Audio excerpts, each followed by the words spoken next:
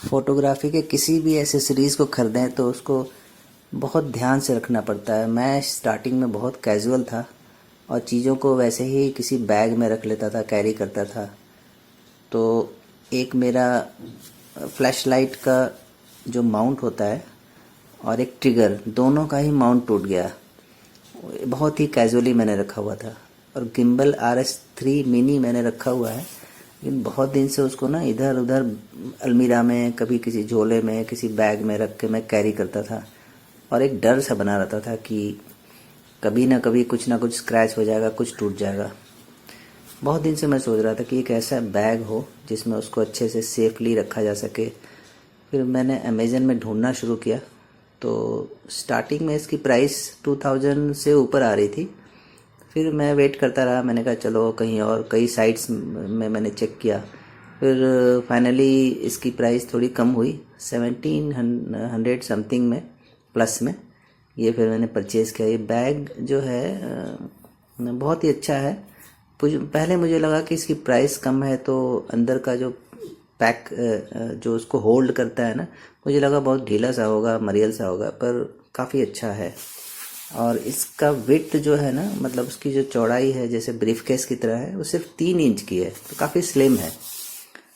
देखिए मैंने बैग में रखा हुआ था, सारे गिम्बल मैं निकाल रहा हूँ और देखिए इसमें रखने के बाद पहले मुझे लगा पता नहीं इसमें आएगा कि नहीं आएगा, फिट होगा नहीं होगा। लेकिन फिर मैंने इसको धीरे धीरे, पहले तो रखा तो मुझे लगा कि ये फिट ही नहीं हो रहा है, शायद मुझे रिटर्न करना पड़ेगा। लेकिन थोड़ा सा एडजस्ट करने के बाद उसमें जो एसेसरीज लगे रहते हैं ना, अलग अलग जो खुल जाते हैं, तो उसको ढंग से थोड़ा सा एडजस्ट करना पड़ता है। इसके बाद वो बहुत ही अच्छे तरीके से फिट हो गया और बहुत दिन के बाद मुझे लगा कि हाँ, अब मेरी जो चीज़ें हैं वो काफ़ी सेफ़ है और इधर उधर रखने से अच्छा है कि एक सही तरीके से पैक्ड में रखा जाए। इसको देखिए, इसमें लगाने के लिए ना थोड़ा सा उसको एडजस्ट करना पड़ता है हल्का सा, और इसके हैंडल्स वगैरह जो हैं उसको थोड़ा देख लीजिए कि उसमें जो जिस तरह के सांचे बने हुए हैं ना, उसके साइज़ के हिसाब से आपको समझ आ जाएगा अपने आप कि किस साइड करके रखना है उसको।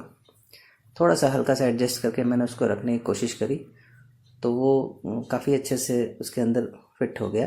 थोड़ा सा प्रेस करना पड़ता है ताकि अंदर टाइट हो जाए, टाइट होना चाहिए। अगर टाइट रहेगा ना तो अंदर इधर उधर हिलेगा नहीं, तो वो सेफ रहता है काफ़ी।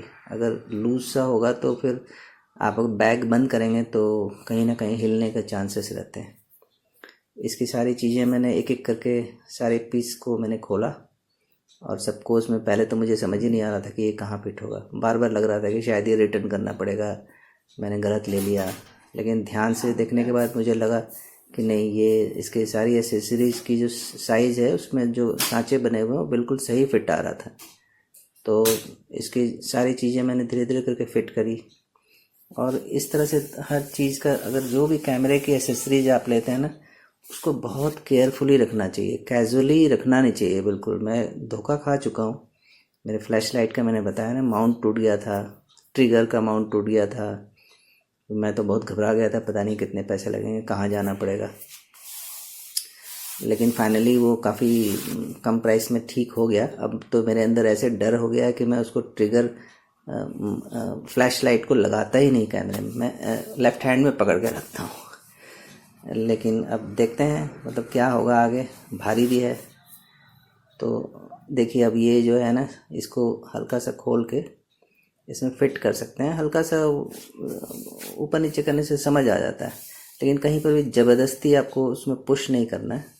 ध्यान से धीरे धीरे करके लगाएंगे तो बिल्कुल सही फिट आ जाती है। अब देखिए, मैं आपको इसका फ़ोटो दिखाता हूँ। अक्सर मैं टूर वगैरह पर जाया करता हूँ, हम लोग फैमिली टूर काफ़ी करते हैं, हर 2-3 महीने में एक बार।